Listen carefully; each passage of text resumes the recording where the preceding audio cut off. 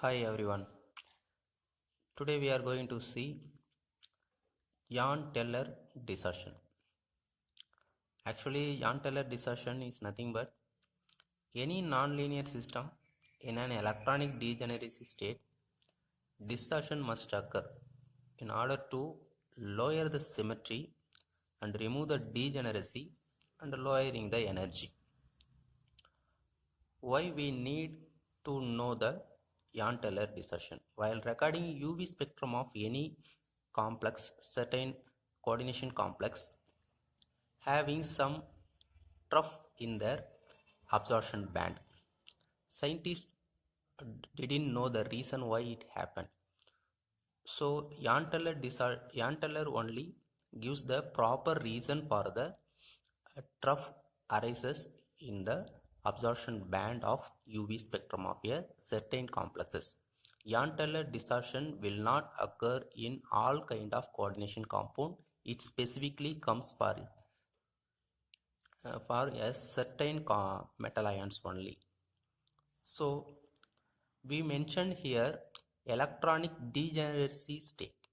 So first we have to know what is meant by electronic degenerate state.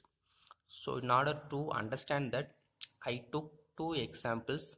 One is titanium 3 plus and another one is chromium 3 plus. So titanium 3 plus is a D1 system. Chromium 3 plus is a D3 system. How to fill the electron in an D levels are given here. So it is a D1 system. It may occupy dxy orbital or dyz orbital, dxz orbital.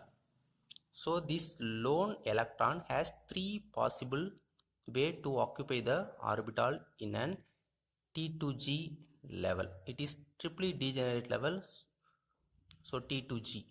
So the electronic configuration may be dxy1, dyz1, dxz1. So it has three possibilities. Hence it is called electronic degenerate state. If any electronic configuration has only one possible way to fill in particular level is called non-degenerate state. To understand that, we write another one, chromium 3 plus. It is a D3 system. All these three electrons only has only one possible to occupy the T2G level. So it has no more way to occupy the orbitals in T2G. So it is a non-degenerate.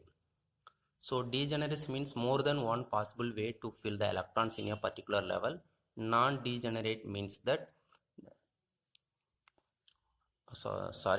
electronic degenerate means more number of possible ways to occupy the orbitals in a particular level. It no more way, only one way it has to occupy the orbitals. So this is the main concept between the degenerate and the non-degenerate. Okay, so D1 system is a degenerate level, so it will exhibit Jahn-Teller dispersion. D3 will not exhibit Jahn-Teller dispersion, but because it is in non-degenerate state. So in order to predict whether the given metal ion is in degenerate state or non-degenerate state, we have to concentrate on the electronic configuration. For example, it is in a degenerate state, but the configuration, the electron is not symmetrically distributed. Here, electrons are symmetrically distributed, so that only it is in non-degenerate state. So we don't want to predict the degenerate state or non-degenerate state.